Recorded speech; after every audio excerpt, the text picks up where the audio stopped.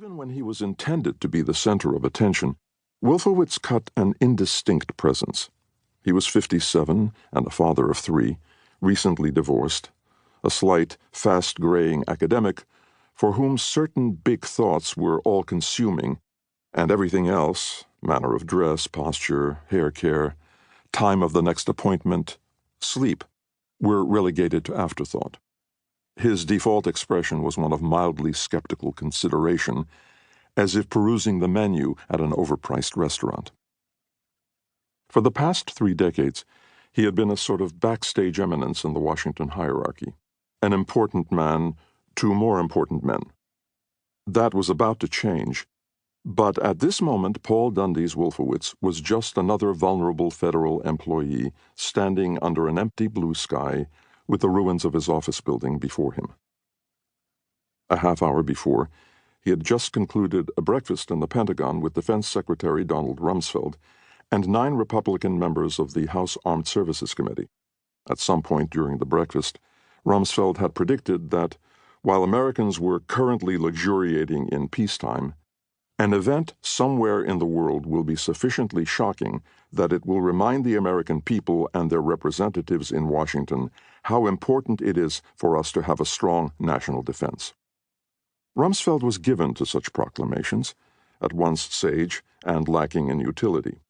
The remark did not take on any added significance a few minutes after he uttered it, when a military aide handed Rumsfeld a post-it note informing the secretary that some type of aircraft had apparently struck the North Tower of the World Trade Center. Eventually, after several helpless minutes on the parade grounds, Wolfowitz insisted to his aides that he be allowed to return inside. They escorted him to the National Military Command Center in the basement. Rumsfeld was already there, along with Richard Myers, the vice chairman of the Joint Chiefs. They were discussing United Flight 93, which had just crashed somewhere northeast of Camp David, according to the Air Force's Northeast Air Defense Sector. At issue was whether to elevate the nation's threat level to DEFCON 3. Jet fuel fumes had overtaken the entire building. The command center was filling up with senior Army personnel whose offices had just been destroyed. Reports were coming in, among them that an explosion had taken place outside the White House. Recognizing that Rumsfeld was 6th in line to the presidency, military officers anxiously informed the secretary that he needed to leave the Pentagon. Rumsfeld refused. Wolfowitz saw their plaintive expressions. He murmured to his boss, "You and Myers should really get out of here." Rumsfeld ignored him. After a few minutes, the deputy secretary tried again, then a third time. The secretary then snapped, "No, you've got to get out of here." Wolfowitz and his senior military aide were ushered to the helipad.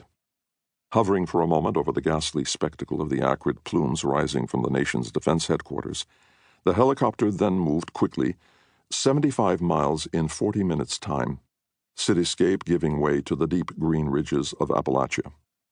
They touched down at the Raven Rock Mountain Complex, also known as Site R, 6 miles from Camp David on the Maryland-Pennsylvania state line. It was not yet noon when the deputy secretary was led into the underground nuclear bunker. He was shown a room with cots. There was no computer for Wolfowitz to use, only landline phones. He tried to call his children, but the cell phones in the Washington, D.C. Beltway had ceased to function. At that moment, the Deputy Secretary of Defense knew little more than the rest of America did. Soon the nation would be at war.